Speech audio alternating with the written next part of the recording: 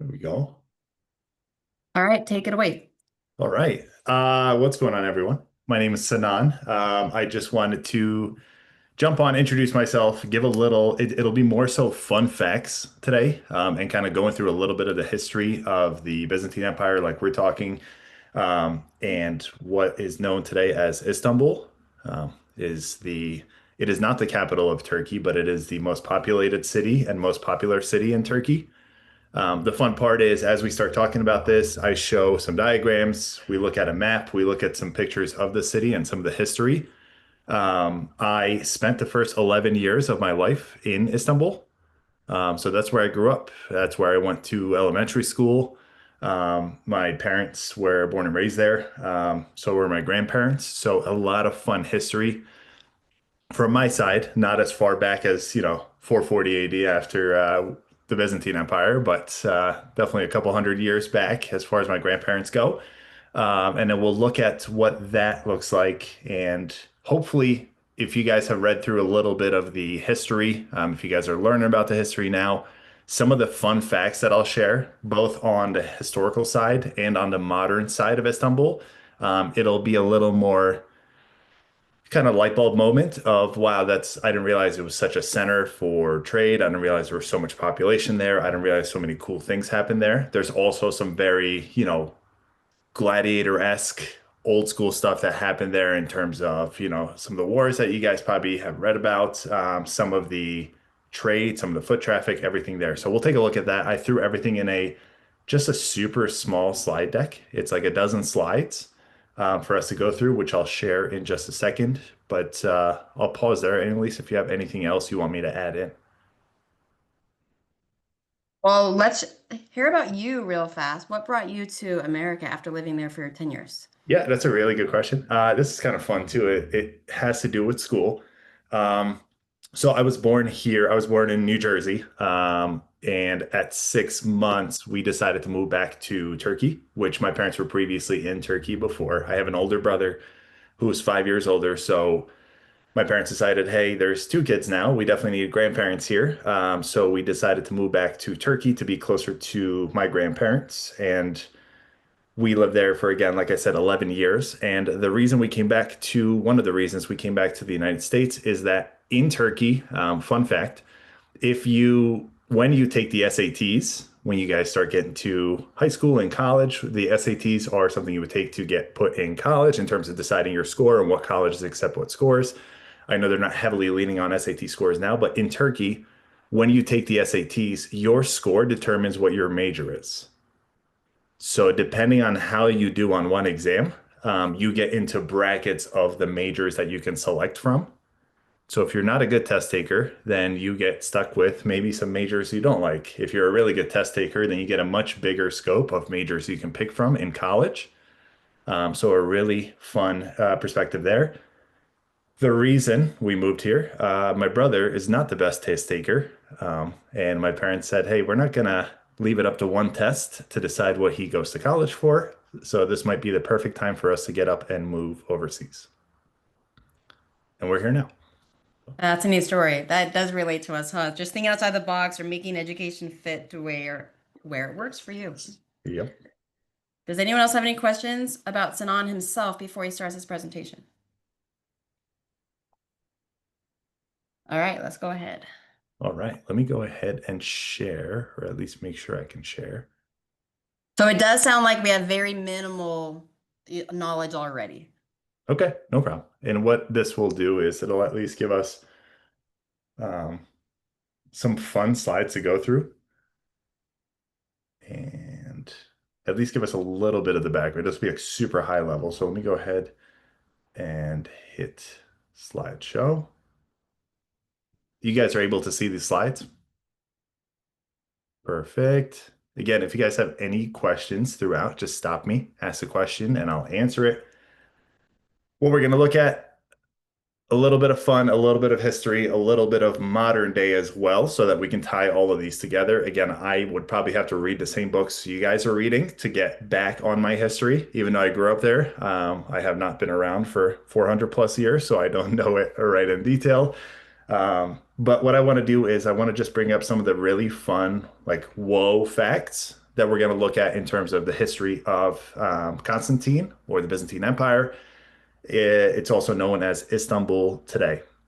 So the first fun fact, more so a personal fact, is if you guys are looking at these pictures that are on the slide, that bridge that you are seeing is the Bosphorus Bridge. So connects Turkey, or Istanbul is the only city that sits on two continents. So one side of Istanbul is in Europe, and one side of Istanbul is in Asia. And there's a little bit of water that runs in between. When I say a little bit, it's too far to swim across, but you can take a boat right across. So in 1970, there was a bridge, the first bridge built to connect the two continents together. Otherwise, you can go all the way up and around, which would take 4 hours. Or they said we build a bridge and it takes 30 minutes to get across. And I'll pull up a map on the last slide as well to give you guys a better perspective. But that Bosphorus Bridge, if you see on that far right picture, that's me and my grandpa. My grandpa is a architect, and he was actually the head architect on the Bosphorus Bridge. So he was the head architect that put together the design for the bridge that connects Europe to Asia. So to me, it's very near and dear to cross that bridge every single time.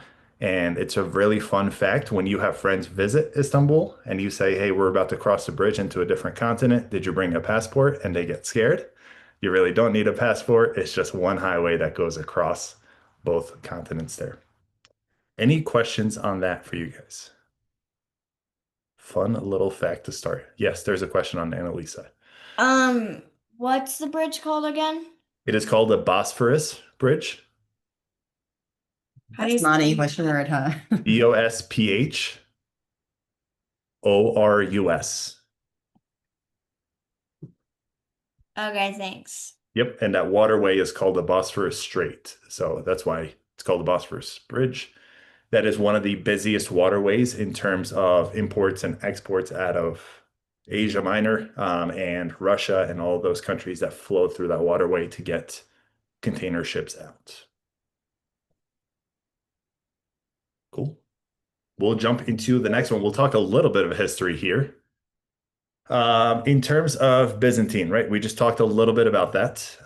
The Byzantine Empire, Constantine was renamed the Byzantine Empire in 330 AD. Again, you guys will start touching that in the book. And it also around that same time became referred to as New Rome. So the reason it was called New Rome because Rome was previously the center of trade, power, and culture. And they were like, okay, this is great. There's a lot happening. And then they realized how central Byzantium was. And they said, hey, it's actually far more capital than Rome is in any of this going on right now. So they called it the New Rome as a nickname. And that's the picture you guys are looking at right now. That tiny little wave right next to Church of St. Sophia, that little waterway is actually an opening between the two continents. And that's where that bridge was that we were talking about. So super small to see. We'll have a better picture on that last slide. For centuries, it was the world's richest city just because of how much import came in there. So through that waterway, as ships would pass by with gold, with silk, with cotton, Turkey or Byzantium would take a percentage of that as a little tax for them going through. So with all the tax that they collected, they became the richest city in the world. And today, also known as Istanbul, it still links Europe to Asia, like that bridge that we just saw. I hate silk. You hate silk? I hate silk because they are really mean to whoever made the silk. Yeah. Yeah, well, it's more so food that goes through it now in container ships, which is kind of nice. And we all need food, so it's good to see those going through and less of the cotton and silk traffic through there. So one fun fact to keep in mind, I put wow facts on the bottom of each one. If you guys take one thing away from each slide, I think the wow facts are the easiest ones to take away from. In the 10th century, Constantinople or Istanbul or the Byzantine Empire had over 1 million people, which was the largest city in Europe. So to think perspective of 1 million people back then, that is a lot of foot traffic in a city because we didn't have buses, we didn't have cars, we didn't have any of the transportation then. So it was 1 million people walking around the city or riding horses or getting around. So really interesting fact there. Any questions on this one for you guys? All right. I will jump to the next one. A little bit more writing on this one, but I'll just talk you through it. If you guys are seeing on the right-hand side, that's actually modern day Istanbul. You'll see remnants of that wall, the little broken wall. And I put that picture on the right bottom corner that I had taken a while back for the scale of how tall those walls actually are, right? That's a little car that's passing underneath. That's a normal sized car. It's not a toy car. It is a very tall wall. And what this was the Theodosian walls, and I'm probably pronouncing that wrong, but it defended the city for over 1,000 years. When you guys think about a city that sits on water or is surrounded by water, pretty much, there has to be something that protects it on all ends, right? So it's just like our house. They decided, hey, let's put up some walls to make sure we have a little bit of privacy and we have a little bit of protection. So this little diagram right here, I know it gets a little more complex with the words, but what they did was they built a little wall and moat system. A moat is a little stream of water that runs in front of a wall. So you had to swim across the water first in order to get to the wall, then to climb over the wall. Kind of a difficult way to get into somebody's house if you were to think about a moat in any of your friends' houses and you have to swim and then get to their front door. Not a fun way to do it. But the way they built these outside walls is they built a moat with the water, and then there was a low wall, and then another wall behind that, and then another wall behind that. So it got taller and taller and taller. So it made it very difficult to get in. So if we think about what those walls look like, I have it in the description. It was about 6.5 feet tall, right? I'm about 6 feet. It was a little taller than me on that first wall. That doesn't seem super tall. You're thinking, hey, if Sinan was on his tiptoes, he'd probably see over that wall.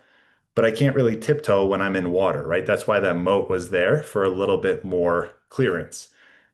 And then if you were to get over that wall and you thought you made it over, there's another wall that was about 30 feet tall behind it. So now you got to do a little bit of climbing. If you are a really good climber and you made it over that, you're out of breath. You're like, okay, that was exhausting, but I made it in. Wrong. There was another wall that you had to go over that was about 40 feet tall in order to get into the city. So just to put it into perspective, there was a lot of protection to get into the city back then. As a matter of fact, in terms of how protective those walls were, it survived 23 sieges, or people trying to break the walls down and get into the city. It survived 23 of those before finally falling in 1453. And the only way they were able to break some of that wall to get in were giant cannons that they just kept hitting the wall with, and the cannonballs finally broke through the wall. Those walls protected the city for over 1,000 years. And with the pictures that we see there, the modern day pictures, when you run any of there's multiple marathons that they do in Istanbul where you run for 26 miles. You actually run along those walls, which is really cool and really historic to see. So fun little fact there. Any questions on that one? Everyone's probably thinking about swimming across for their friend's house now. I have one. What is that pipeline? Is that a pipeline in the ground? Right here? Yeah. That is a pipeline in the ground. It is more so the water flow that went into the moat. So they would pull that water out of the city into the moat. There's no tunnel or anything cool down there, unfortunately. Oh, okay. Thank you. Yeah, absolutely. Good question. Next one is probably my favorite. We'll talk about the Hippodrome. It's fun to say as well. This was the ancient stadium that was in the middle of Istanbul, or Byzantine back then. So this is what, again, if you guys know like ChatGPT or any of those AI services, this is what AI predicts it to look like if you were to look at it back then, right? If you're like, hey, show me what it would look like if it existed today, this is exactly what it looks like in size and in location and proximity. That's the mosque we're going to talk about in the background in just a second, but that puts it into perspective in terms of the Hippodrome, which I'll give you more detail on. So the right top corner here, that if you took the Hippodrome and dropped it into modern day Istanbul, That's what it would look like in the city. Definitely stands out a little bit compared to how small the houses are around it. But the picture under it, right here in the middle, is actually what's remaining of it now. Right? If you go to the city, there's still a little bit of a stretch there. There's still the green that's around it, the trees that's there, and some of the monuments from it still stand in that city. The reason that hippodrome existed, it was essentially for chariot races. And chariot races back then were the Super Bowl of Byzantium. So if you know Super Bowl for football, they didn't have football games back then. They had chariot races where horses would pull chariots and they would race one team versus another. Now, the stadium itself could hold 100,000 fans. As we saw in that picture, let me go back. There's 100,000 people sitting here of how many people are watching it. Just to put that into perspective of today, there's only 12 stadiums that currently still exist that hold over 100,000 people in the world. And 8 of those are in the US, which are all college football stadiums. Right? I believe Michigan State is one of them. If you look at this, you're like, wow, that's the same size as Michigan's stadium. That is massive to think about, but they were further up. These college stadiums are much taller, so it was not as big as this. A little bit of history on this one. The Nika riots, you might see this in the books you guys are reading, you might not.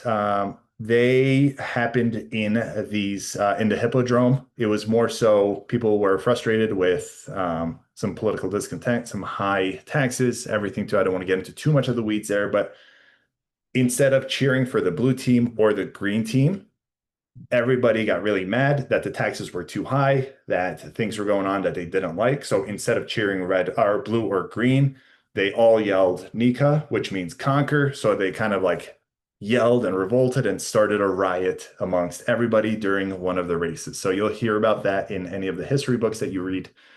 But today, this just stands there as these names of the teams are familiar. Aren't these teams from Synthesis? Red, blue, and green? they are from Synthesis, yes. Wait, so were the Synthesis teams named after the Greek teams in the stadium? It could be. I don't know, but it could be. That's a good question.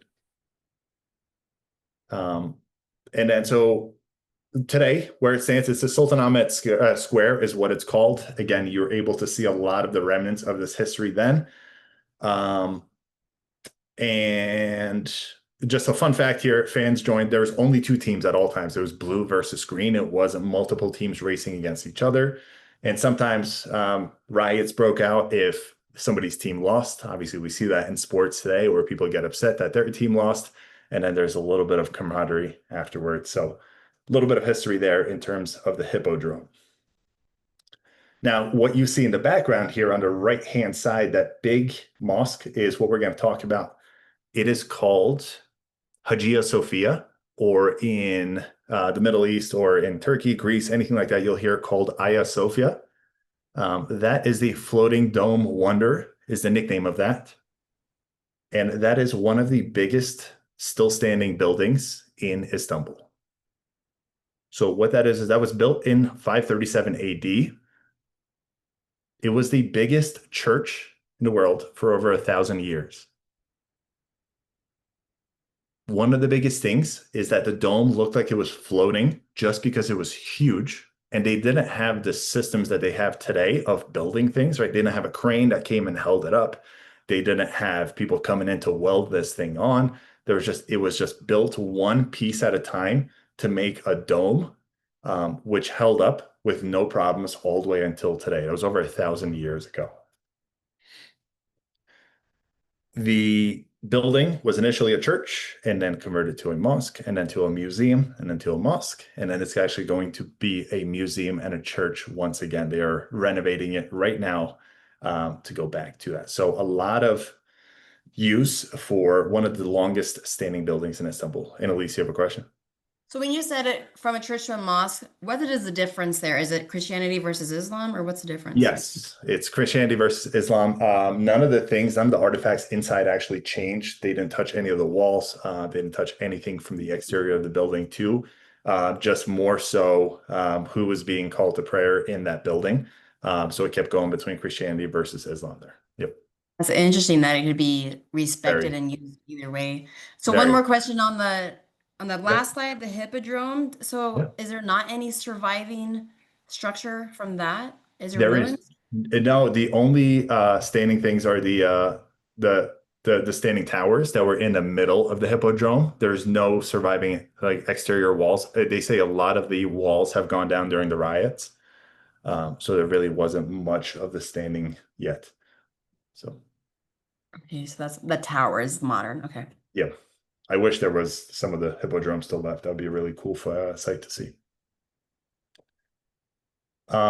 In terms of that Hagia Sophia that we were just talking about, it is still standing. Every year that I go, when you fly into Istanbul, you actually fly right next to it. So you see up close. It's really cool. It's humongous.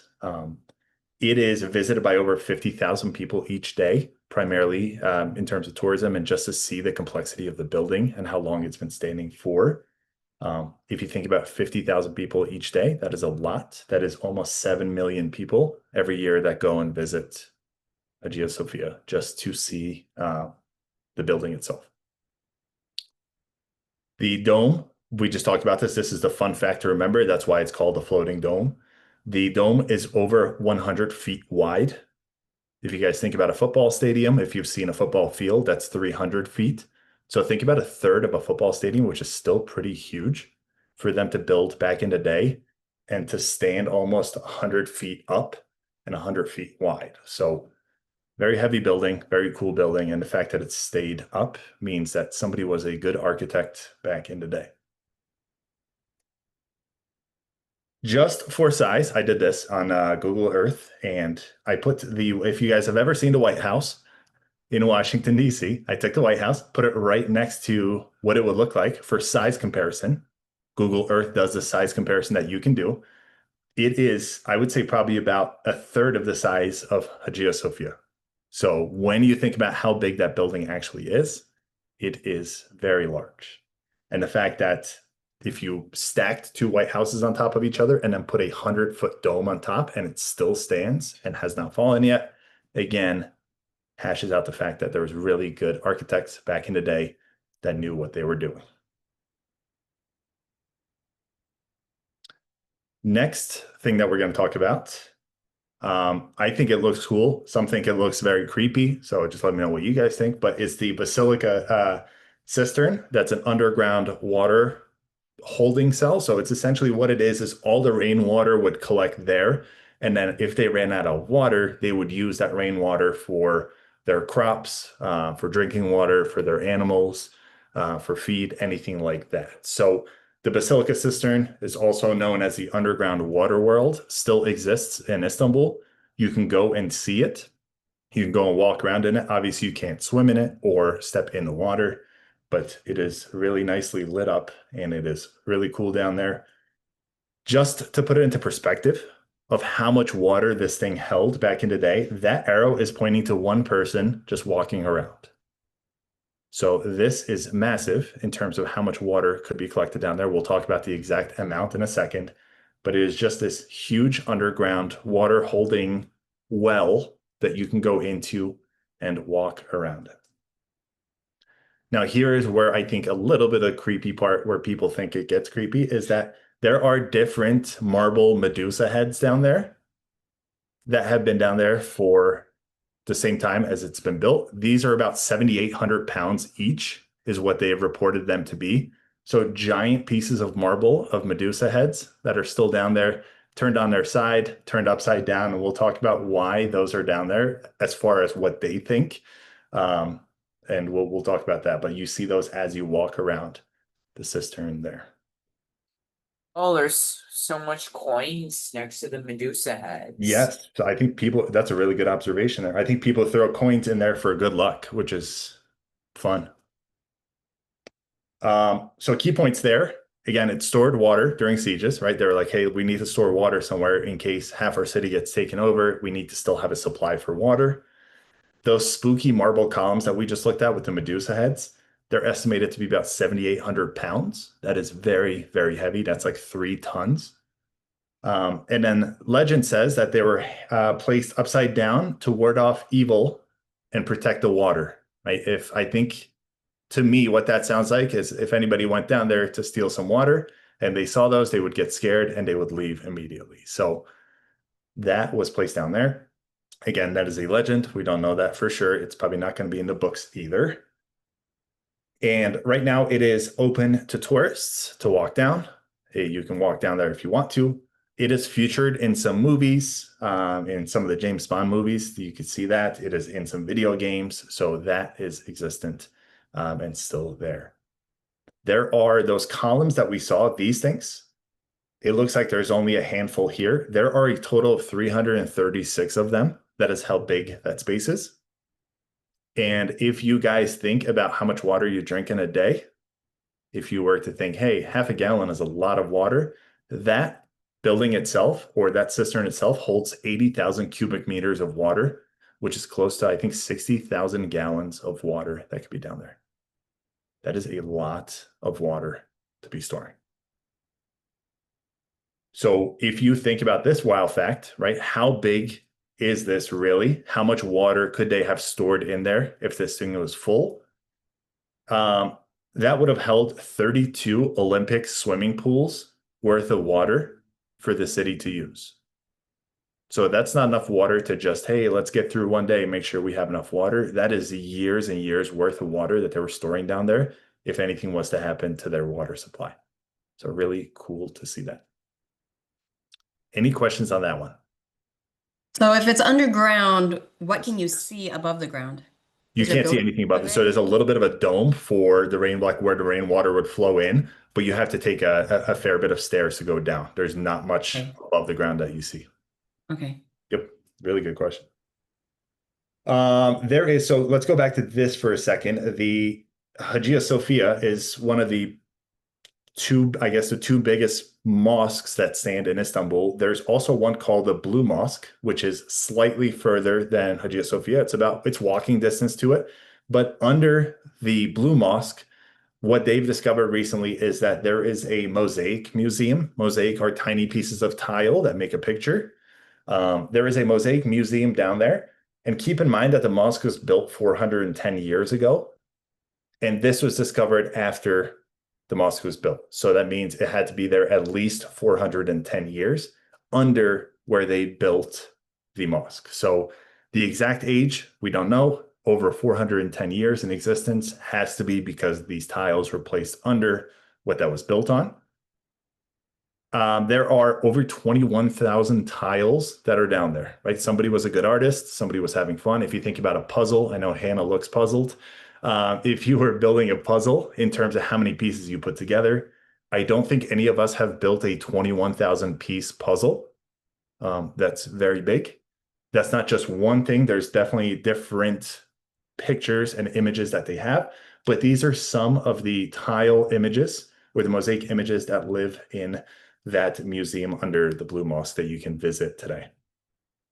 Left bottom corner is what it looks like. You can walk around and take a look. Obviously, you can't get super close to some of the stuff to make sure you don't touch it or break it, but there are a lot of really cool mosaic illustrations down there from way earlier than 400 years ago. So, Sinan, Yep. is this Christian? It looks to be, yes. So a lot of the stuff that was built under the Blue Mosque and Hagia Sophia they're discovering it to be a lot of Christian history there. Yes. Oh, wow. That's awesome. Yeah. So let's talk about that real quick. The religious history. Constantine Yes. built this as a Christian city, right? Yes.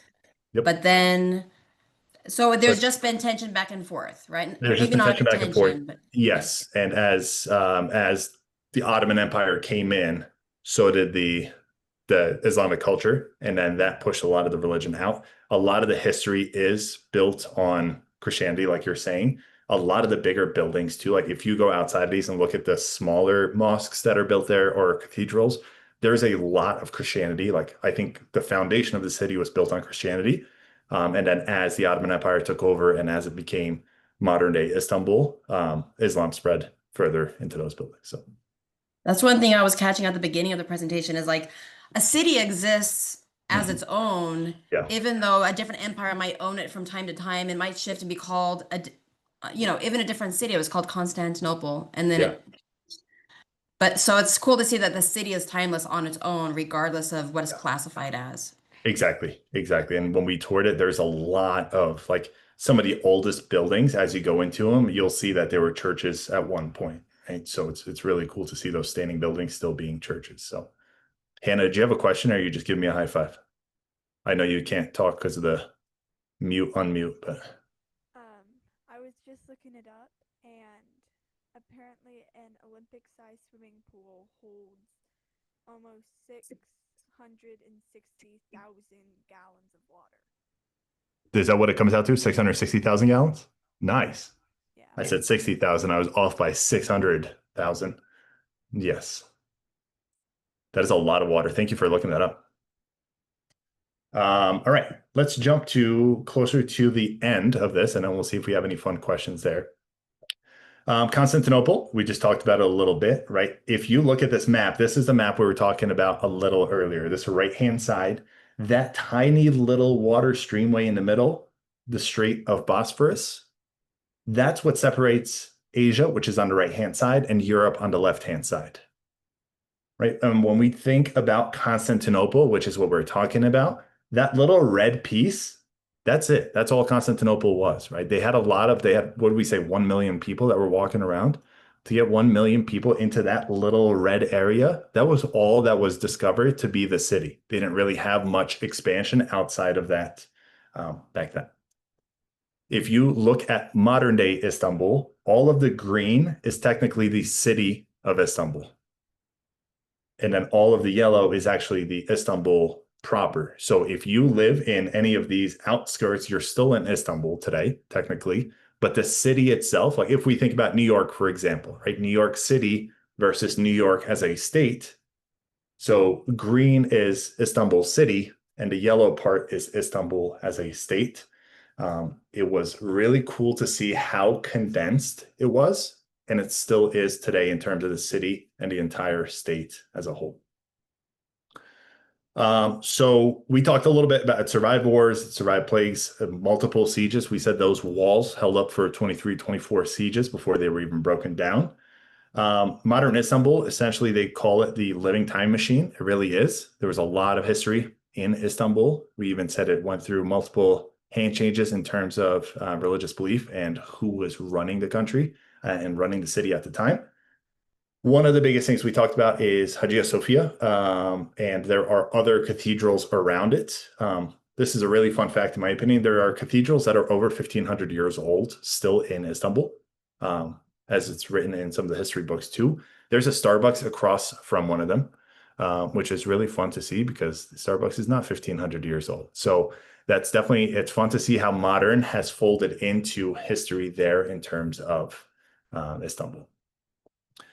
Now, a more modern fun fact, Istanbul Airport, obviously this didn't exist back then, they weren't flying, but this is just very modern, so take it as you want, but it is Europe's first airport to have 3 parallel runways. If you guys have ever been in an airport, there's one runway that takes off and then that's it, right? So Istanbul itself, with how populated the city is now, with how it's still the central hub of a lot of flights, from America into Turkey and then into some of the Asian and European countries there has to be 3 runways in order to accommodate how many planes take off every single day. There's 148 flights that take off every single day from that airport, which is significantly more than any of the airports that we may see in the day. So just really fun to see how much, I put that in there to see how much foot traffic and how much travel still happens through the city as it did back in the day with foot traffic. In terms of the size and population of the city, what I like to look at is, again, I like to compare it to a city I'm familiar with, New York, right? If we take that, there's 15 million people in Istanbul today, which we look at that map, we're like, okay, the city of Istanbul really isn't that big, right? It doesn't look huge on a map. It's double in New York City in terms of size and in terms of population. To put that into perspective for any of you guys that have either seen New York or walked around New York City, It's double that in population, which leaves us to see how crowded it actually is in this right bottom corner picture there. And again, it is the only city that spans across 2 continents, Asia and Europe, and it will remain that way because nothing is sliding and shifting around the ocean. So we're good for that to stand. And then the Byzantine Empire, like we're seeing in history, lasted about 1100 years, longer than the United States has existed, according to history books. Here's a fun question. Before I go into that, though, any questions that you guys have? Anything from you guys that I can answer? Will you say again, what was the difference between the green and the yellow, the city of Istanbul and Istanbul? Yeah, so the city of Istanbul versus the state of Istanbul. It's almost like New York City inside of New York State. Like the city is really just Oh, a it's a state. populated area, and then the outskirts really make up for about 10% of the population at most. So that's what we're seeing. It looked really cool to see the outskirts versus the city itself versus the Constantinople back in the day, how small it actually was, yet how much like value it brought to all of Istanbul. So then, of course, a lot of your ancient architecture is in that red spot, but is there still quite a bit in the green spot too, or is that all pretty modern? There is in the green spot, especially not so much in the yellow spot, but there was definitely some in the green spot because those who would leave Constantinople and would migrate, right? They would leave Right. and they would say, okay, the city's way too crowded for us. We're leaving. We're starting a group somewhere else. We're starting, we're taking our family elsewhere. A lot of the construction that they had built, whether it was homes, whether it was mini cities, whether it was cathedrals, a lot of those are still being uncovered.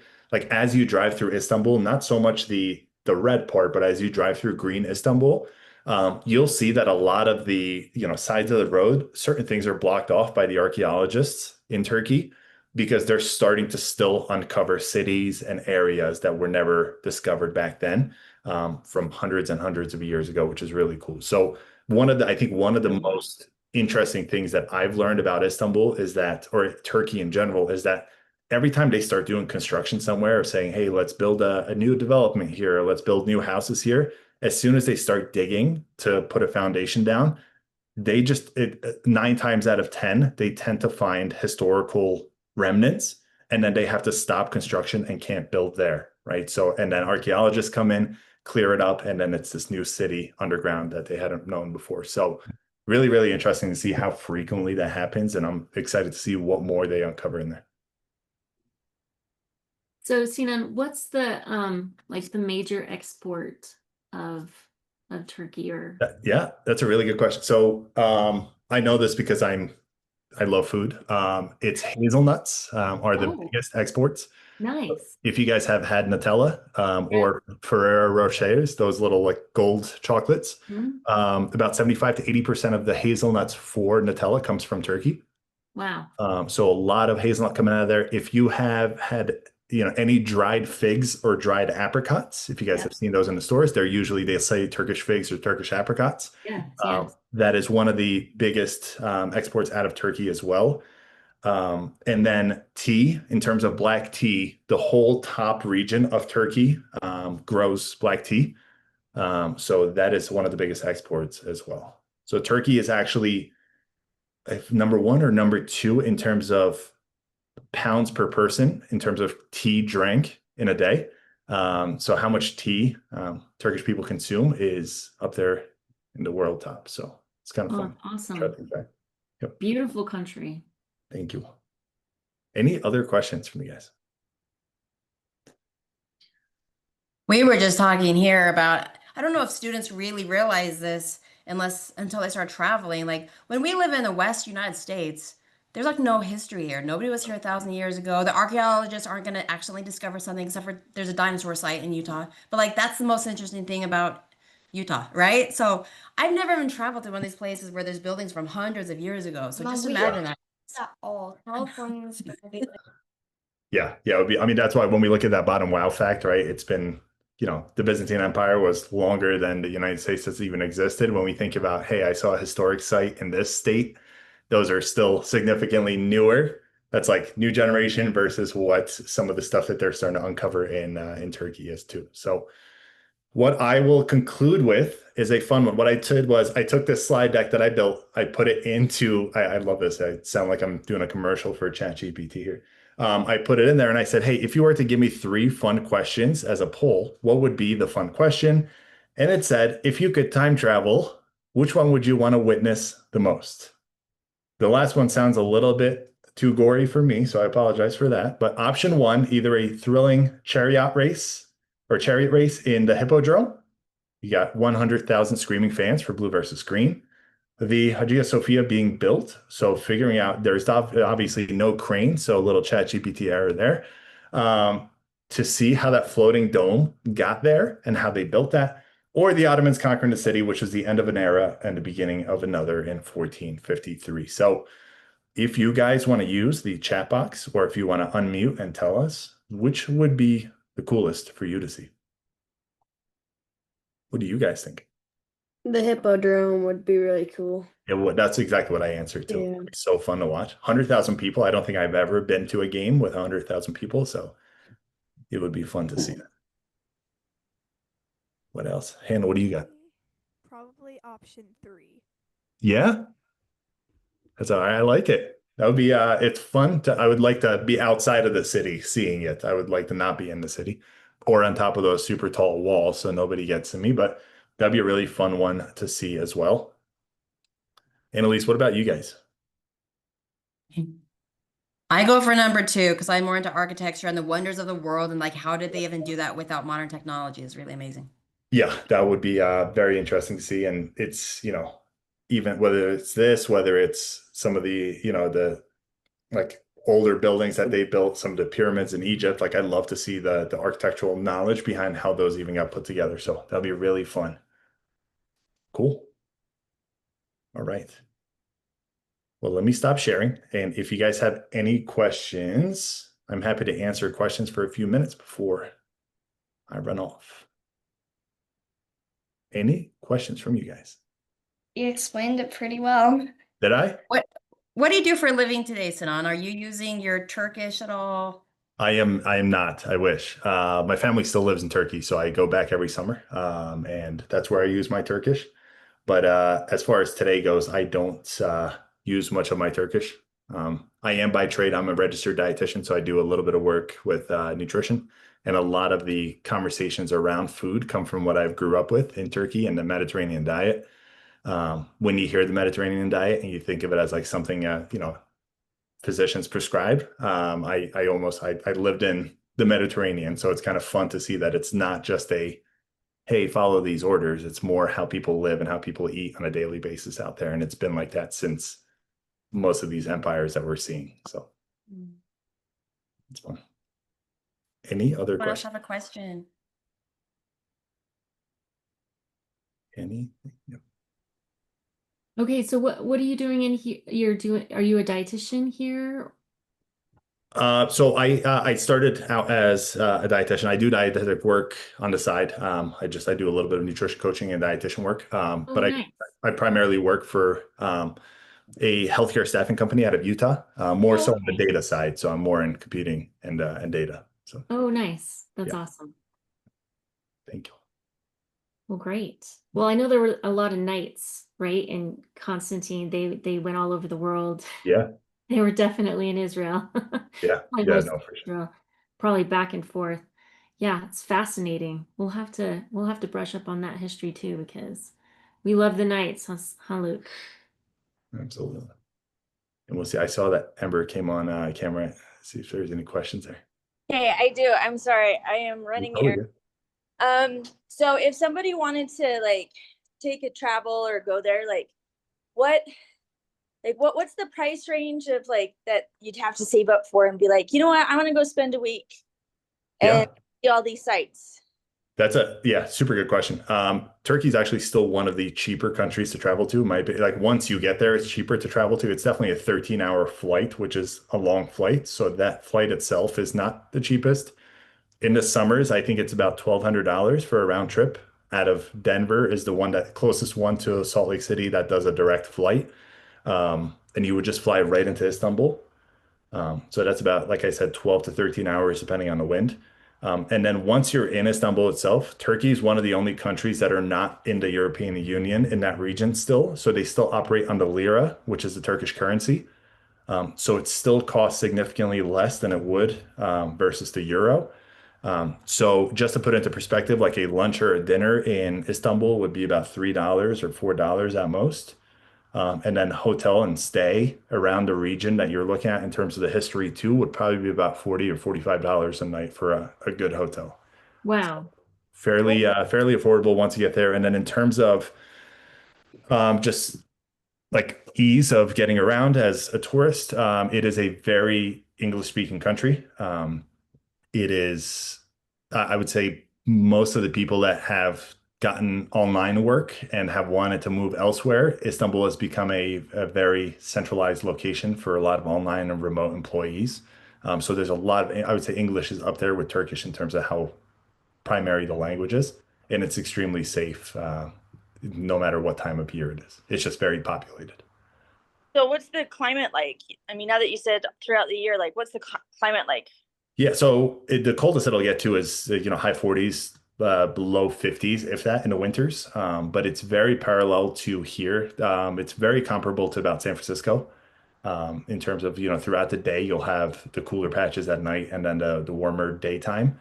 But for the majority of, I would say April or May to September, October, you won't see much rain. Hence why they built a lot of these cisterns back in the day as well. So just a very dry summer, but very reasonable weather in terms of what it compares to. So, Okay, last comment. I grew up listening to They Might Be Giants, and they had yeah, that Constantinople song, so I just want to put a plug in there. You guys yeah, got yeah. it's a song. That's a fun song if you guys haven't listened to it. Istanbul, not Constantinople. Yeah, that's a fun one. That's hilarious. Any other questions from you guys? Anything else? Cool. All right. Okay, I hope this inspires everybody to learn more about your history. What we're finding in our family is whenever you start learning about history, now you're curious before and after, right? So who are the Romans? Who are the Turks? And what else was happening in that area, right? It just opens up so many questions. So I hope you guys stay curious and keep learning your history. Perfect. Thank you so much. That was awesome. Thank you guys. Thanks for having me. Thank My you. husband, All right, have a good day, everybody. he's Bye. like, we're going next year. So. Yes. All right.